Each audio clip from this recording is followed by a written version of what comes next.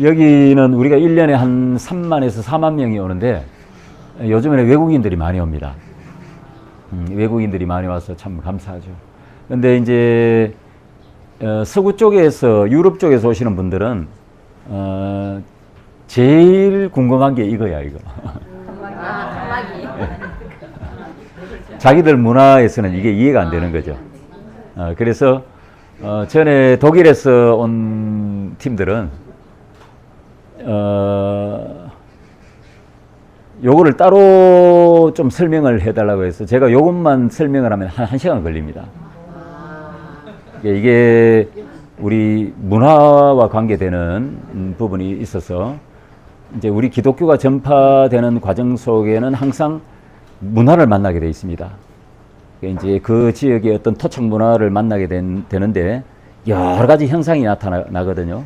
충돌이 일어나기도 하고 변력이 일어나기도 하고 뭐 또 융합이 일어나기도 하고 다양한 현상이 일어나는데 이런 분 이제 서구에서 오시는 분들은 이런 데 굉장히 관심이 많아요. 타 문화에 대한 관심이 많고 해서 뭐 우리 요 칸막이에 재미난 이야기들이 많습니다. 여기 보시면 방이 하나 있죠. 방. 예배당 뒤쪽에 우리는 방을 만들어 놨습니다. 저 공간은 이제 요즘 우리 교회 뒤쪽에 방을 만들어 놓으면 뭐 유아실, 잠옷실 이런 용도로 사용하는데 저 공간은 그런 용도가 아니고 요즘 말로 하면 게스트룸입니다. 사랑방 개념이죠. 자, 뒤에 보면 문을 들어 올려놨죠. 저걸 들문이라고 합니다. 들문. 예, 머리 위쪽에 있는. 자, 저를 다시 한번 보실래요? 저 들문은 저 겹으로 되어 있는데 이렇게 밑으로 내려서 이렇게 펼쳐요. 그 양쪽을 내려서 펼치면 저 공간은 저쪽에 또 출입문이 있으니까 닫힌 공간이 되죠. 열면 들어 올리면 예배 공간이고 저렇게 문을 들어 올렸다고 해서 저걸 들문이라고 하는데 우리 한옥은 저런 들문을 사용해서 공간의 활용도를 더 높이는 거예요. 그래서 이제 한옥의 독특한 공간 미학이 저 들문 속에 담겨 있다고 보면 됩니다.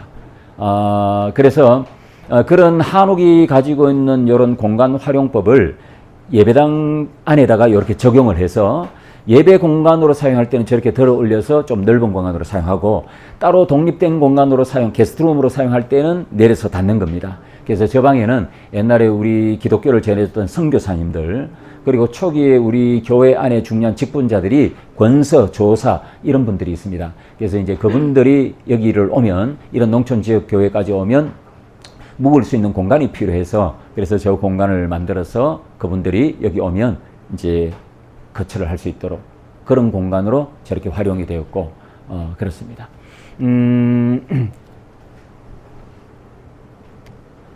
또 이제 우리 여기에 이제 아까 좀 말씀을 드리다가 말았는데 옛날에 6.25 때 여기가 이제 북한군이 점령했던 지역이고 우리 예배당이 북한군 사무실로 이렇게 사용되다 보니까 미군들이 여기를 비행기로 집중적으로 공습을 했는데 여기에 폭탄이 떨어지면 이제 파손이 되니까 안 되죠. 그래서 당시에 우리 교회 교인들이 이 예배당의 건축적인 특징을 잘 활용을 해서 예배당을 보존한 유명한 일화가 있는데 뭐냐면 여러분 우리가 집 두 채다 보니까 지붕이 굉장히 넓습니다. 옛날에는 이런 이제 주로 한옥, 초가집 뭐 이런 것들만 이 마을에 있을 때 우리 공중에서 보면 가장 먼저 눈에 떠있는 지붕이 우리 자천교회 지붕이에요. 굉장히 넓습니다. 여러분 한옥 지붕은 안에서 보는 것보다 바깥 공중에서 봐야 제대로 된 실체를 알 수가 있습니다. 훨씬 더 넓어요. 보면. 그래서 이런 특징을 이용을 해서 여기에 이제 폭탄이 떨어지면 안 되니까 벽에 칠하는 하얀 석회 있죠. 석회 가루를 가지고 영어로 철치라고 표식을 한 거예요. 교회라고 표식을 한 거죠. 그래서 이제 미군 조종사가 이제 비행기를 몰고 이렇게 공습을 보니까 저기 아래는 이제 교회가 있어요. 그래서 이제 교회가 있는 이쪽은 폭탄을 투하지 않고 우리 주차장 건너편 쪽에는 피해를 좀 많이 입었지만 이쪽은 교회 때문에 피해를 입지 않은 그런 일화가 있습니다. 네. 그리고 여러분 이제 우리 요거는 뭐 우리 교회 이야기도 하지만 교회가 마을 속의 마을 사람들과 어떻게 삶을 함께 했는지 이제 그런 것도 조금 우리 교회 다니지 않으신 분들도 이건 하나의 우리 근대기에 기독교라는 종교를 통해서 어떻게 우리 마을 사람들의 삶과 함께 이렇게 어우러졌는지 그런 부분을 이제 말씀을 드리는 거니까 그냥 하나의 문화적인 차원에서 좀 들어주시면 감사하겠습니다. 우리 교회 오면은 옛날 교회는 가면 항상 종탑이 있죠. 종탑. 여러분 종탑은 우리 교회 종탑은 그냥 교회 종탑과 종은 교회 종으로서만 의미를 거치는 게 아닙니다. 여러분 이 우리 교회 종탑과 종을 이렇게 볼 때는 우리 민족의 애완의 역사도 함께 생각을 해야 됩니다. 옛날에 일제가 1930년대 후반이 되면 일제는 이제 1931년도에 만주사변을 일으키죠. 그리고 37년도에 중일 전쟁을 일으키면서 이제 본격적으로 전쟁 모드로 들어갑니다. 그래서 40년대로 접어들면서 소위 말해서 태평양 전쟁을 일으키죠. 그러면서 우리 이 조선 땅을 한반도 전체를 일본의 병참 기지화를 해 나가는 거죠. 그래서 우리 교회도 그런 하나의 수탈의 현장이기도 했습니다. 그래서 이제 총알 같은 거 만들기 위해서 쇠붙이가 필요하잖아요. 교회에는 큰 쇠붙이가 하나 있죠. 교회 종입니다. 그래서 종을 주로 하나의 징발 대상으로 삼았습니다. 그래서 이제 여러분 교회 종을 통해서 그런 우리 어떤 우리 민족 전체의 그런 애완의 역사도 우리가 함께 생각을 해볼 수 있고, 교회 종은 예배의 기능, 교회 안에서만의 기능을 다한 게 아니고 또 다른 중요한 기능이 있는데, 여러분 보통 우리 예배 때 치는 종은 여러분 어린 시절을 이렇게 교회 종소리 다 들어보셨잖아요. 요즘은 교회 종을 안 치지만 저희는 아직도 종을 칩니다. 우리 마을 분들이 아직도 이해를 해 주셔가지고 종을 치는데, 보통 교회 종소리가 이렇죠. 댕댕 댕댕 댕댕 이런 소리가 나죠. 이 서양종은요 추가 움직여서 종을 치는 게 아니에요. 이제 교회 종은 전부 다 서양종인데 드물게 한국식 종도 아주 드물게 있기는 있습니다만은, 이런 종이 이렇게 있으면 그 안에 추가 있죠. 그리고 그 옆에 수레바퀴 같은 게 하나 달려 있습니다. 요 수레바퀴에 종줄이 달려 있어서 이 수레바퀴가 도르래와 같은 역할을 하는 겁니다. 그래서 이제 종줄을 당기면 이 수레바퀴가 움직이면서 종 전체를 움직이는 거예요. 종 전체를 움직여서 안에 있는 추는 가만히 있는데 종 전체가 안에 있는 추를 내탈을 하는 거예요. 예. 그래서 종줄을 한 건 힘차게 당기면 종 전체가 크게 움직이죠. 그래서 댕댕 하고 소리가 나는 겁니다. 자, 그런데 마을에 급한 일이 생겼어요. 빨리 사람을 모아야 됩니다. 그때 또 교회 종이 사람을 급히 불러 모으는 하나의 신호 체계로도 사용이 됩니다. 그때는 종치는 타법을 달리합니다. 교회 종을 칠 때, 예배 때 치는 종은 댕댕 댕댕 이런 소리가 난다고 했잖아요. 근데 이렇게 이제 신호 체계로 사용할 때는 종치는 타법을, 이걸 외종이라고 합니다. 외종. 그러니까 댕댕댕 이렇게 쳐요. 요거는 딱딱 끊어 쳐야 되기 때문에 이게 훨씬 더 힘이 듭니다. 이게 힘이 훨씬 더 들어갑니다. 그리고 옛날에 교회들, 이건 다 그런 건 아닌데, 이제 어떤 교회들은, 우리 교회도 마찬가지입니다만은, 어떤 교회들은 사람이 죽으면 조종이라고 조종을 나이 수만큼 쳐줬습니다. 자, 그리고 옛날에 우리 사회에 시계가 없었을 때, 우리 교회종은 초종, 중종, 재종이라고 해서 시간에 맞춰서 딱 종 3번을 칩니다. 어떤 교회는 2번 치기도 하고. 그러면 새벽종 치면 여기에 있는 어르신 한 분이 자기 아들에게 이렇게 얘기합니다. 새벽종 딱 치고 그 소리 듣고, 얘야 교회 종 쳤다, 소 여물 줘라 그래. 이거는 교회종이 마을 사람들의 삶과 함께 그렇게 이제 살았다는 그런 이제 이야기들이죠. 우리 교회종도 그렇고. 여러분 우리 예배당 옆에 여기에 나가시다 보면 여기 사진에 보이죠? 여기 뭐냐면 여기 오시는 분들이 저거 옛날 쓰레기통인 줄 알고 저기다 막 쓰레기를 막 버리는데 저거는 낮은 굴뚝입니다. 낮은 굴뚝. 보통 여러분 굴뚝이 처마 위까지 올라오잖아요. 그래야 연기가 잘 빠지죠. 저기 전라도에 한 500년 된 대가집에 가보면요. 양반집에 가보면 우리보다 더 낮습니다. 거의 땅바닥에 준하는 그런 낮은 굴뚝이 있습니다. 이 낮은 굴뚝은 아주 중요한 기능이 있고 또 굉장히 중요한 하나의 문화적인 의미가 있습니다. 우리 전통 문화 속에 낮은 굴뚝이 갖는 의미가 굉장히 우리가 좀 생각을 해봐야 할 부분이에요. 먼저 기능적인 부분은 우리가 저 뒤에 온돌방이 있잖아요. 그래서 우리도 이제 굴뚝이 있는데 군부를 떼면 지금도 안쪽으로 연기가 들어오고 또 낮은 굴뚝에서 연기가 바깥으로 이렇게 휘감아요. 낮게. 그럼 안팎으로 연기가 이 집 전체를 훈제를 합니다. 그러면 벌레가 먹질 않아요. 그래서 훨씬 더 집이 오래 보존이 됩니다. 이게 기능적인 측면이에요. 그 다음에 하나의 문화적인 의미는 뭐냐면 우리 가난한 사람들이 저기 마을 어귀에 이렇게 삽니다. 높은 굴뚝에서 밥 짓는 연기가 납니다. 그러면 이 사람들은 밥 못 지어 먹으니까 마음이 아프겠죠. 그래서 우리 전통 문화 속에 낮은 굴뚝이 갖는 의미는 있는 사람들이 가난한 이웃들이 마음 아파하지 말라고 그런 애틋한 마음 씀씀이가 담긴 가난한 이웃들을 배려하는 그런 마음 씀씀이가 담긴 것이 낮은 굴뚝이 갖는 의미예요.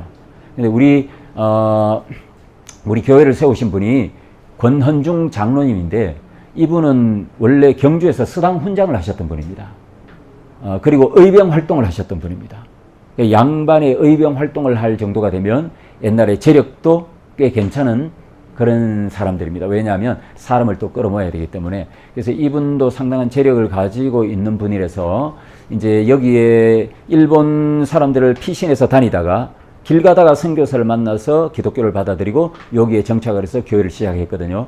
우리가 이제 요즘 우리 여러 가지 이제 우리 기독교 안에서도 이런 부분은 굉장히 중요한 좀 의미를 많이 가지고 있고, 그래서 이제 이런 이웃을 배려하는 초기의 이런 모습이, 여러분 옛날에 우리 교회들은 헌금을 하는데 요즘처럼 돈으로 하고 곡식으로 했죠. 그래서 성미라고 하는데, 성미 주머니가, 우리가 얼마 전까지만 성미 주머니를 가지고 있었어요. 이제 그 성미를 하면 그 성미를 가지고 우선은 이제 교회 운영하는 데 쓰고, 조금이라도 여유가 있으면 항상 이 마을에 구휼 활동을 했습니다. 그래서 이제 바른 이제 예배당을 지을 때도 이웃을 배려하는 이제 그런 가난한 이웃을 배려하는 그런 마음 씀씀이를 담은 정신들이 초기에 우리 자천교회 그런 신앙 양태로도 이렇게 나타나는 그런 면들을 볼 수가 있죠. 우리 여기 용마루를 보시면, 이 사진을 보시면 용마루가 굉장히 짧죠. 여러분 조금 이따 나가시면 용마루를 한번 잘 보시기를 바랍니다. 우리가 이제 이런 형태의 지붕을, 우리 자천교회 지붕 형태를 우징각 지붕이라고 하거든요. 여러분 우징각 지붕은 정면에서 보면 마른 목골입니다. 그런데 측면에서 보면 삼각형이에요. 그래서 이제 여러분 내림마루가 쭉 이렇게 귀마루까지 꺾이지 않고 그대로 내려옵니다. 용마루에서. 그런데 우리 한옥 지붕은 대표적으로 세 가지 형태가 있습니다. 첫째는 팔작 지붕. 팔작 지붕은 대부분 우리 용마루를 그리고 밑으로 한번 껐다가 다시 이렇게 펼쳐지는, 요게 팔작 지붕이에요. 그래서 측면에서 보면 8팔자 모양이죠. 우리 이제 우리 교육관, 한옥 교육관을 보면 팔작 지붕입니다. 여기는 우징각 지붕이고, 그리고 저쪽에 우리가 입구에서 들어오다가 오른쪽에 보면 맞배 지붕이로 되어 있습니다. 맞배 지붕. 맞배 지붕은 지붕 두 면만 지붕면으로 되어 있는 거죠. 그래서 한옥의 가장 대표적인 지붕이 우징각, 팔작 지붕, 그 다음에 맞배 지붕, 요 세 가지 형태인데, 우리 교회 안에 요 세 가지 지붕 형태가 다 있습니다. 그런데 대표적인 우징각 지붕이 뭐냐면, 여러분 서울에 숭례문 있죠? 숭례문이 대표적인 우징각 지붕인데, 거기하고 여기가 똑같은 우징각인데 뭐가 다르냐면, 거기는 용마루가 길어요. 서울의 숭례문 용마루가 길고 이렇게 내림마루가 내려오죠. 그런데 우리는 보면 용마루가 굉장히 짧아요. 아주 극단적으로 짧아요. 여기 사진 보시면 그죠? 아주 짧잖아요. 이 짧은 이유가, 같은 우징각인데 서울 이제 숭례문은 용마루가 길고 우리는 짧은 이유가 저 상량의 차이 때문에 그렇습니다. 상량이 아까 이렇게 활처럼 굽었죠. 아치형을 하고 있어서 그래서 이제 저런 상량을 사용하니까 바깥의 용마루도 극단적으로 짧을 수밖에 없는 이제 그런 독특한 건축적인 특징을 이렇게 가지고 있습니다. 자, 또 여러분들이 또 일정이 있으실 것 같으니까 혹시 다른 궁금하신 것이 또 우리 교회에 묻고 싶으신 거 있으시면 질문 몇 가지 받고 마무리를 하도록 하겠습니다.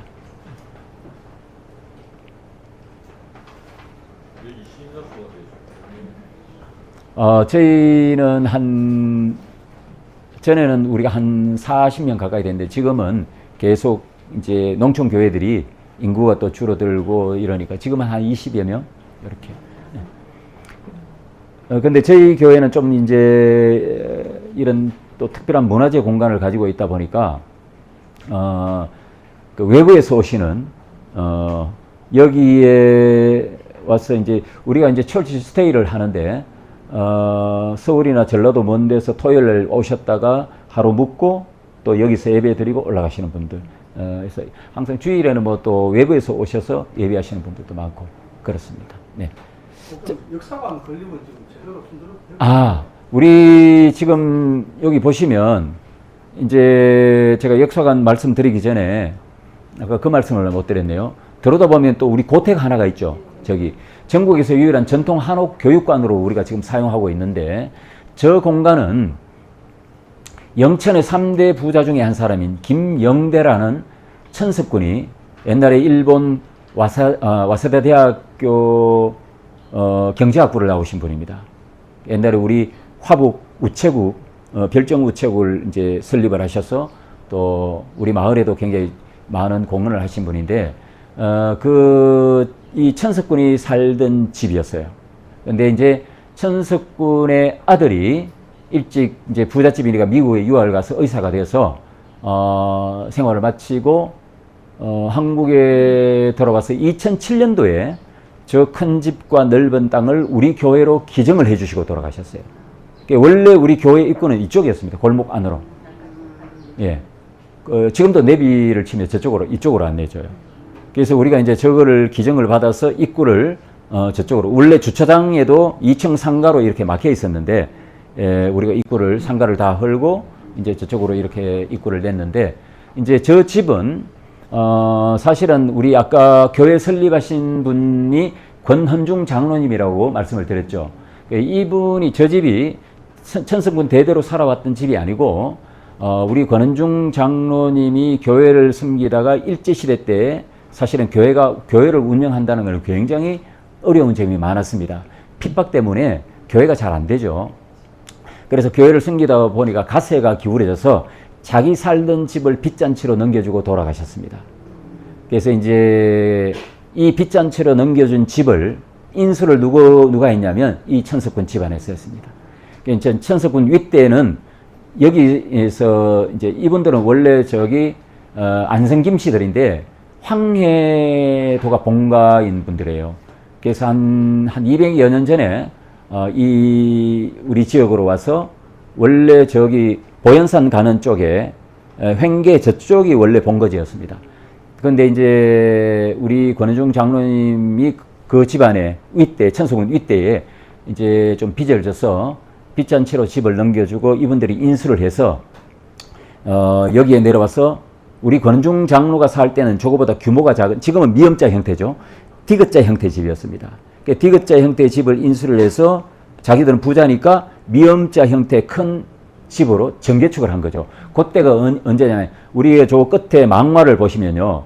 우리가 기와는 다 세기와로 거치했지만 끝 기와는 전부 다 옛날 기와를 그대로 꽂아놨어요. 여기 보면 소와 2년이라고 되어 있습니다. 소와 2년은 1927년입니다. 1927년도에 저 집을 인수해서 지금처럼 큰 집으로 이제 정개축을 한 거죠. 그러다가 나중에 이분들이 저 집을 종가나 다름없는 저 집을 제대로 관리를 하지 못해서 우리가 기증을 받을 때는 거의 폐가였습니다. 폐가. 사람이 들어갈 수 없는 그런 폐가였죠. 그래서 저거 한 동을 보수하는데 2억에서 3억 정도 들거든요.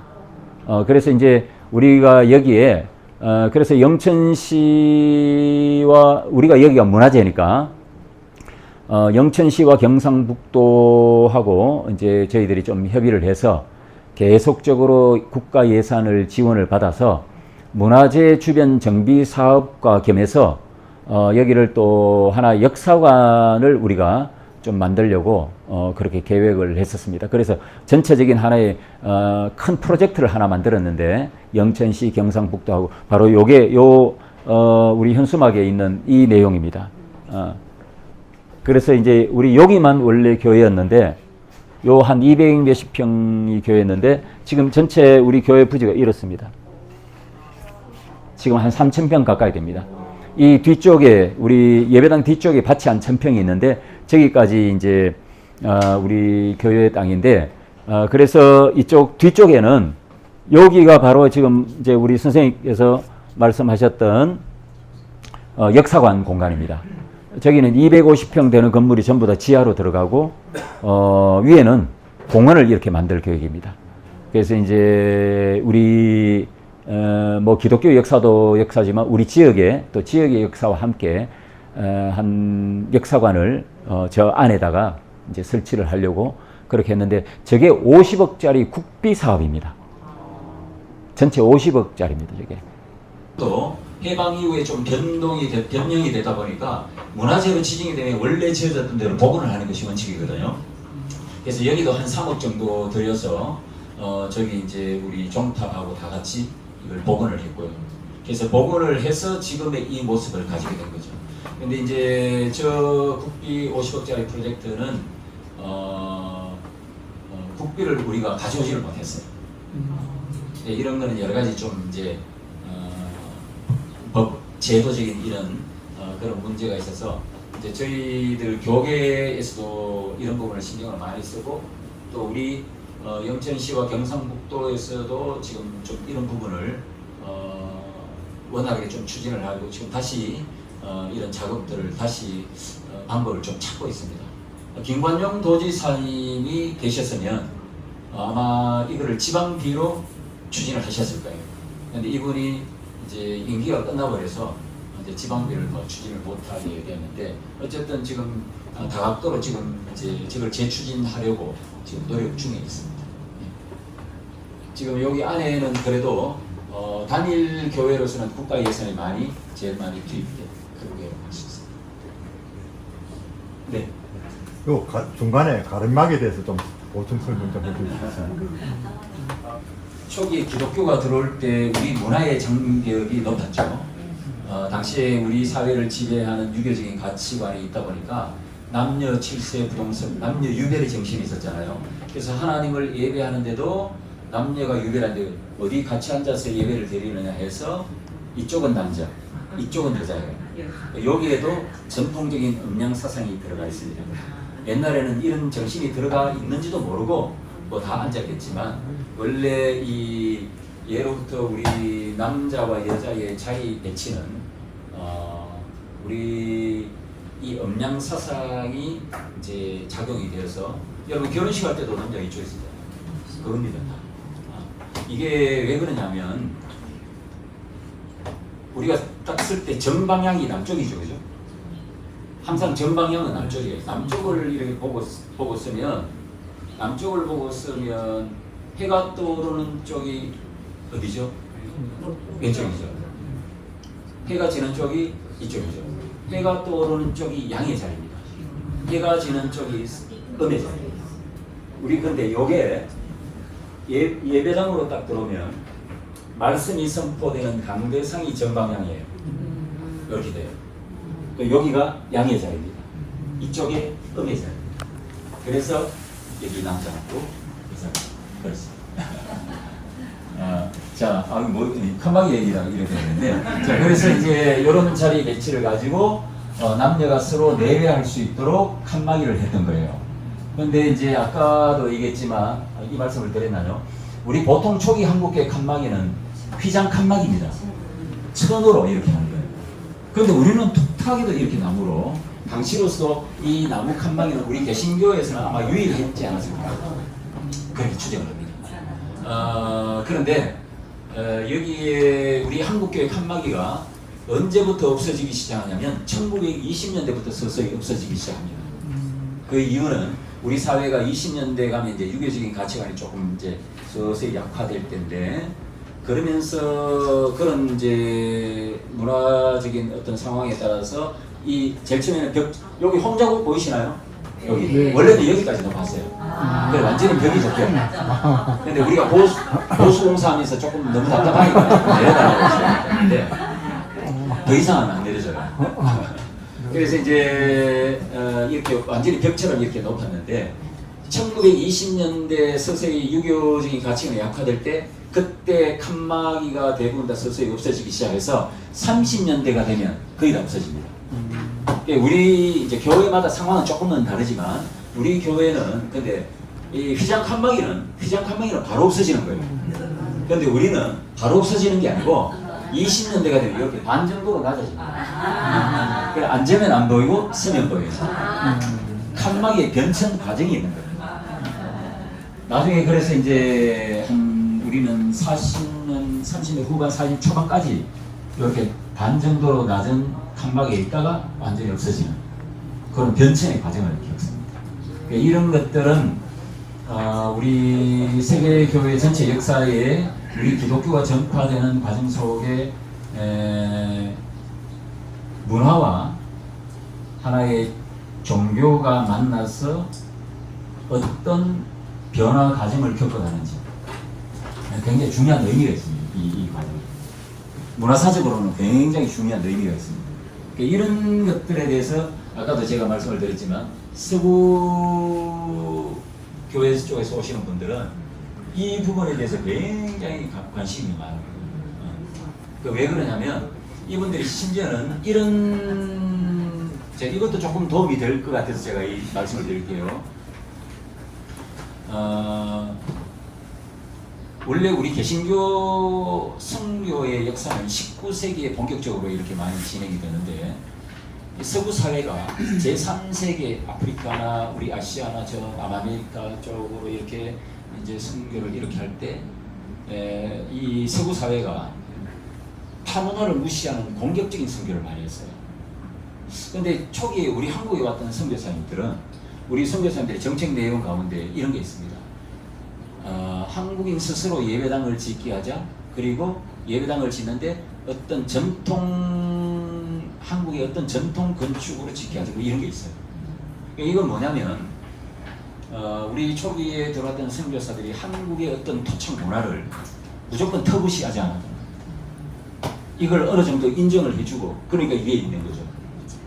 그러면서 이제 우리 칸막이에 왜 이렇게 변천 과정을 겪게 되냐면, 우리가 이제 예배를 드리면서 이제 우리 성경의 내용을 점점 알게 됩니다. 이제 우리 성경의 내용은 이제 이런 내용들이 있죠.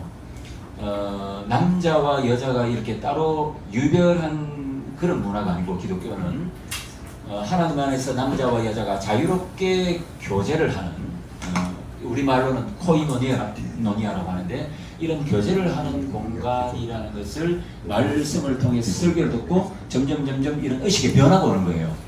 이 의식이 이제 신앙적인 의식이 변화가 되면서 이 문화의 장벽은 낮아졌다가 완전히 없어지는 이런 변천의 과정을 이렇게 보여주고 있어서, 이제 서구교회에서 오시는 분들이 이런 부분에 대해서 굉장히 여기서 관심을 많이 가지고 질문들을 많이 하고 그렇습니다. 우리가 60년대 찍은 사진을 보면 옛날에 남자 아이들 머리 빡빡 갖고 여자 아이들은 단발머리 이렇게 하고요. 120년, 150년 정도가 됐습니다. 근데 이 아이들이 지금 다 어디를 가느냐 하면, 그 당시에 도시와 산업화가 되면서 다 도시로 가는 거죠. 그래서 이제 오늘날 도예지 교회 중직자들이 이제 되어서 바로 이런 교회들이 오늘날 우리 한국 이제 도시교회의 목판의 역할을 한 거죠. 그런 의미도 이 공간 안에 있습니다. 또 뭐 궁금한 거 있으세요? 예. 네네. 이게 기재에 있는 남녀 구분 금산교입니다. 예 하고 연계가 이게 그 거기는 1908년도에 지어졌고요. 우리는 1904년도에 지어졌고요. 그러니까 초기에 이런 우리 남아있는 하루 예배당이, 우리 개신교는 전국에 15군데 정도가 남아있습니다. 성공회까지 포함을 했어요. 그래서 제일 오래된 곳은 어디냐면 강화도에 가면 성공회 성당이 하나 있습니다. 거기가 1900년도에 지어졌고, 그 다음 두 번째 오래된 곳이 바로 여기고, 세 번째 오래된 곳이 김제금산교회입니다. 네, 그렇습니다. 김제에 가면 금산교회라고 이렇게 기역자 형태의 예배당이 있습니다. 자, 여러분 여기 기역자 형태는 남녀가 자연스럽게 구분이 되죠. 여기도 보면요 재미난 게 있습니다. 김제 금산교회를 가면 남자 쪽이 3칸이고 여자 쪽이 2칸이에요. 칸수가. 우리는 똑같은 칸수를 가지고 있는데 이제 우리는 구조가 다르기 때문에 여기는 기역자다 보니까 자연스럽게 남자와 여자의 공간에 파티션이 구분이 되잖아요. 그죠? 그러다 보니 여기 남자가 3칸, 여자가 2칸인데 이게 왜 이럴까요? 초기에는 교인의 구성 비율이 남자가 더 많았어요. 왜냐하면 선교사들이 다니면서 주로 옛날에 남녀가 유별한데 여성들은 함부로 접촉을 못 하잖아요. 그래서 초기에는 길 가다가 남성들을 많이 만나죠. 옛날에 길 가다가 여성들 만나기 힘들죠. 그래서 이제 초기에는 남성의 구성의 비율이 많았다가 익산에 가면 두동교회라고 있거든요. 여기도 기역자 예배당입니다. 근데 여기는 남자와 여자의 칸수가 똑같아집니다. 3칸씩. 이건 왜 이럴까요? 여기는 26년도에 지어진 집이에요.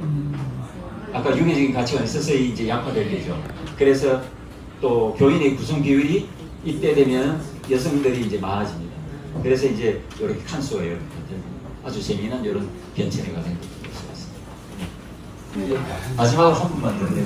물론 복원하면서 말입니다. 네. 하고 눈들이 있는데 저 십자가를 왜 저렇게 쓰고? 어떻게? 십자가. 뒤에 십자가. 십자가. 앞에 십자가는 십자가는 원래는 초기에는 이런 십자가도 없었습니다. 교회 안에는. 그런데 이제 나중에 우리 너무 이제 어떤 기독교의 어떤 심볼이 십자가인데 종교적인 심볼이 십자가인데 그래서 이제 십자가가 후에 이제 십자가가 설치가 됩니다. 그런데 이 십자가는 원래 있었던 십자가가 아니고요. 우리 문화재 예배당이 이제 방송으로 좀 소개가 많이 됐습니다. 여러 방송 매체에서 이 방송 매체를 보시고 춘천에 계시는 이제 십자가 공예하시는 분이 한 분 계셔요. 이분이 한 10여 년 전에 이걸 기증을 해주셨어요. 보통 교회에 있는 십자가가 좀 다르죠. 보통 우리 교회에 있는 십자가들은 매끈하죠, 그죠? 근데 사실 우리 예수님께서 못 박히셨던 십자가는 그렇게 매끈한 십자가가 아니죠.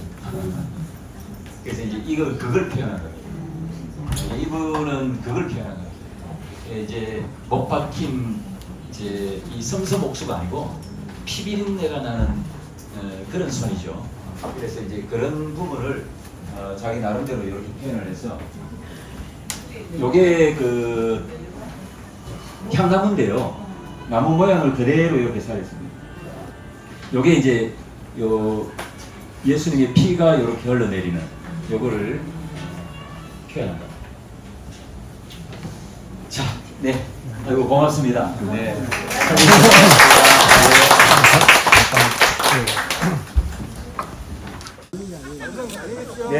네. 이세민 네. 예, 고맙습니다.